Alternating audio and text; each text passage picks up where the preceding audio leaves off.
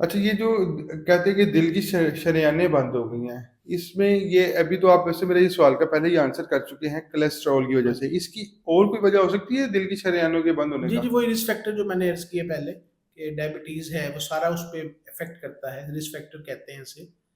और modifiable risk factors होते हैं ये, जिस तरह डायबिटीज़ है, एक पेशेंट अगर अच्छी कंट्रोल करता है, तो उसकी जो खून की नालियों की तंगी है, कोरोनरी आर्टरी डिज़ीज़, वो रुक जाती है।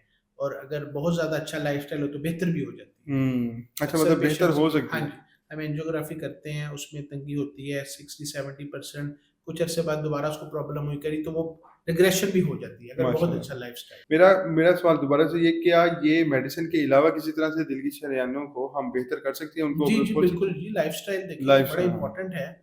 और लाइफ़स्टाइल में जो है, आप जो है हेल्दी लाइफ़स्टाइल अगर अपनाएँगे और जो है उसमें डेली वॉक है आपकी 40 मिनट्स रिकमेंड करते हैं, 40 मिनट्स 5 डेज़ अ वीक।